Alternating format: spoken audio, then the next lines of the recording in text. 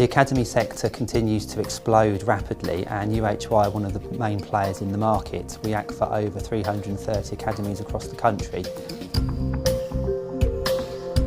Our benchmarking report is a useful tool for academies. It looks at key data such as staff costs, head teacher salaries, senior leadership salaries, pension costs and many others. Academies can use the report to benchmark themselves against the industry averages. We can also produce a tailored graphical report which will make things easier for trustees to understand. There's been a lot of changes in the academy sector in the last 5 years.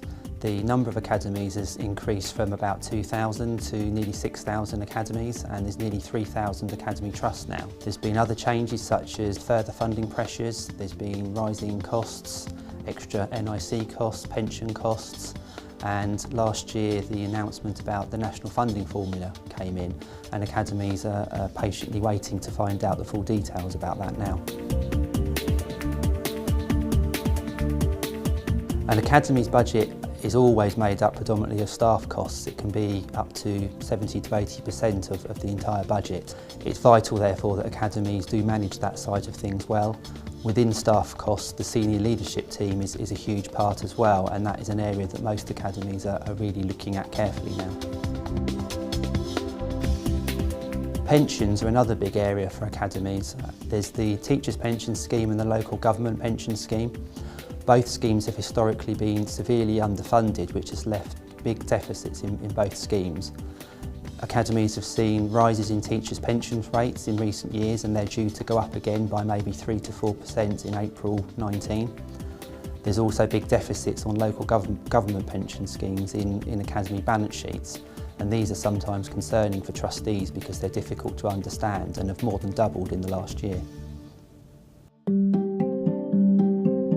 Academies and indeed all schools have long waited for the national funding formula.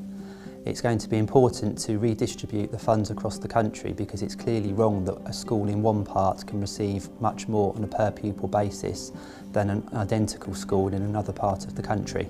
The difficulty with the funding formula is that the total pot of money is unchanged, so they are taking money from some schools and giving it to others. There will therefore be winners and losers. A lot of the losers will be in Greater London and other major cities. There are also opportunities for academies. The financial pressures will force some schools to make themselves more efficient, like many schools across the country are already doing. There are also opportunities to join multi-academy trusts and the economies of scale that can bring.